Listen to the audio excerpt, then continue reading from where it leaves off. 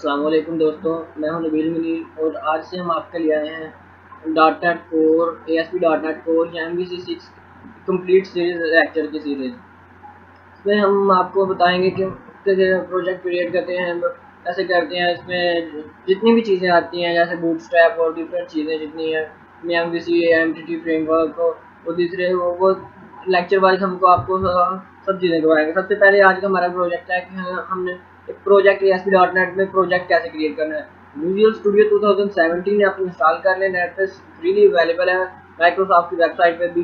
तो सबसे पहले हम क्या करेंगे, प्रोजेक्ट क्रिएट करने के लिए फाइल्स में जाएंगे, फाइल्स में न्यू प्रोजेक्ट करेंगे। इसमें visual studio C# web application का, इसमें C# में वेब करेंगे।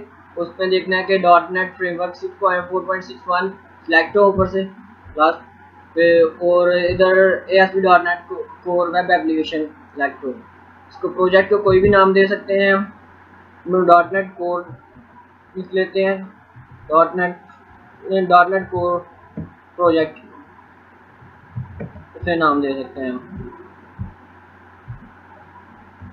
तो .NEट डॉट नहीं आएगा, डॉट ऐसे लिख लेते हैं .NEट कोर।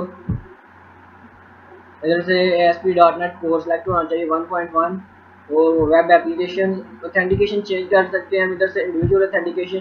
अगर नो ऑथेंटिकेशन करेंगे तो कुछ चीज़ें हमें मैनुअली करनी पड़ेंगी, जो इससे ये है कि आप इंडिविजुअल ऑथेंटिकेशन कर लें, जो ऑटोमेटिकली बिल्डिंग चीज़ें हमें इससे मिल सकती हैं, काफ़ी चीज़ें मिल जाती हैं। तो इसलिए हम उसे ओके करते हैं। तो ये हमारा प्रोजेक्ट क्रिएट होना स्टार्ट हो गया है। देखिए हमारा प्रोजेक्ट क्रिएट हो गया है।